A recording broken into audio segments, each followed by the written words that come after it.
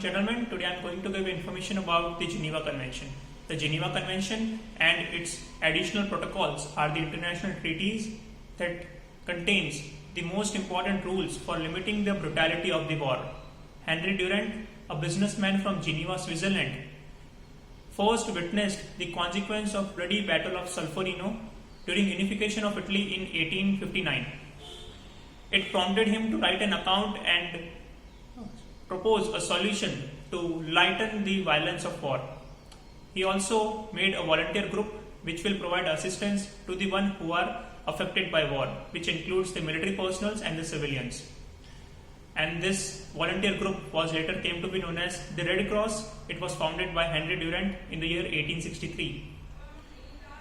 In the same year, 1863, the delegates from 16 nations came and discussed the humanitarian treatments for the military personnel and the civilians during the time of war.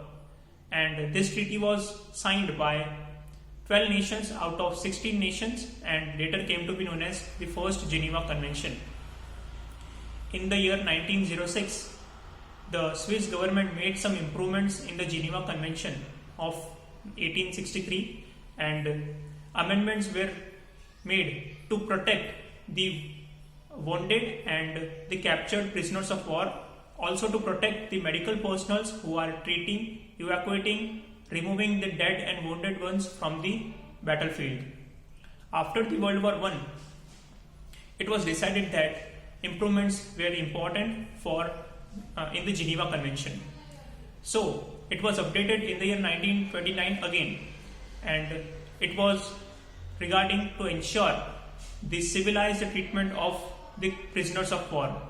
It also made Red Cross an official main neutral organization which will take into account the information and transmit the data regarding the wounded and the dead personnel in the war. Although Germany was a signatory of the 1929 Geneva Convention, it did horrific acts on both military personnel and civilians during World War II. So, the Geneva Convention of 1929 was expanded in the year 1949 to protect the non-combatant civilians, and new articles were also imposed which will protect the medical personnel, their facilities, their equipments, the sick and wounded civilians, the military chaplains, also the civilians who took arms to protect themselves against the invading forces. Male and female prisoners of war were also their protection were also increased by the 1949 Geneva Convention. The protection such as they must not be mistreated or tortured. They are only required to give their name, rank, birth date and their serial number when captured. They are required to give housing and adequate amount of food. And most importantly, the Red Cross team have the right to visit them and examine their medical and their living condition.